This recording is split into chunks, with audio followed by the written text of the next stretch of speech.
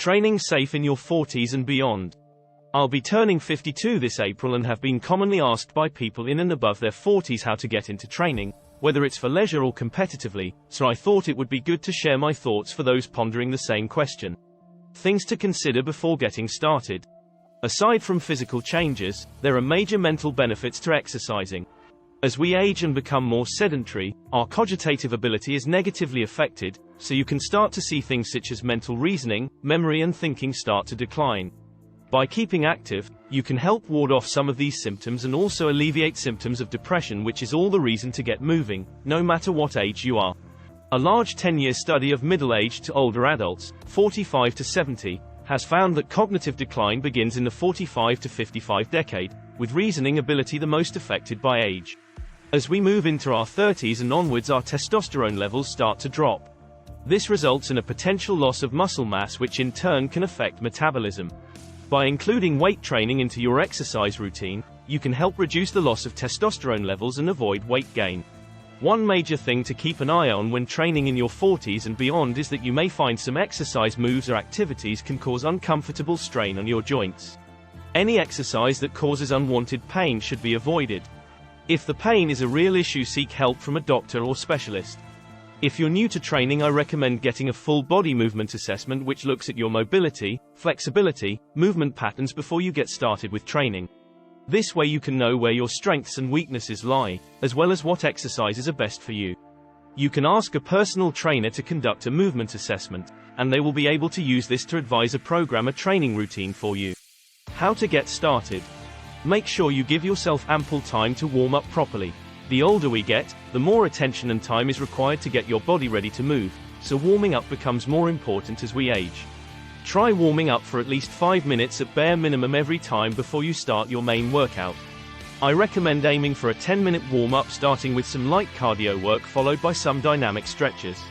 Don't just stick to cardio. I recommend a mixture of weight and resistance training, cardiovascular training and active recovery sessions.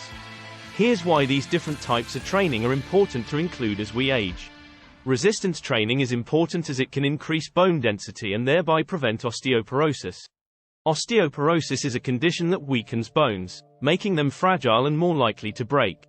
It develops slowly over several years and is often only diagnosed when a minor fall or sudden impact causes a bone fracture. Whilst this is usually associated more with females, it also applies to males too, so it's important for both genders include resistance training into their routine. Weight training will help reduce the risk of many individual chronic diseases and help us maintain muscle mass. As we age, our metabolism slows, which is why we often see our weight go up. Weight-loaded exercise will help fight against this. The more muscle we have, the more energy we burn, even at rest.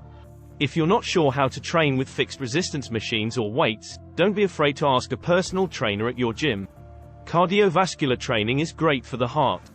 It doesn't need to be endless hours on a treadmill. Personally, I prefer variations of HIIT, high-intensity interval training, where you work hard and intensely for a period of time followed by a short rest. One variation of HIIT is known as Tabata, where you work hard for 20 seconds then rest for 10 seconds and repeat this circuit 8 times. Such high-intensity activities can help to raise your metabolism for 6 to 8 hours after your session. Active recovery sessions such as a light walk or cycle can be a great way to relieve stress and help the body recover from previous exercise sessions. Work on your mobility. Over time, your body will naturally become less mobile and stiffen up as our tendons start to dry. Make sure to include some time to stretch different parts of your body to keep your flexibility and range of motion, which is particularly important when performing weight-bearing exercises. As we get older, it takes more time for the body to recover. Make sure to check in with how you are feeling, give yourself enough time to rest and avoid overtraining. If your muscles are feeling tight, try self-massaging using a foam roll or lacrosse ball to help release trigger points. I hope you found this useful. Thanks for watching.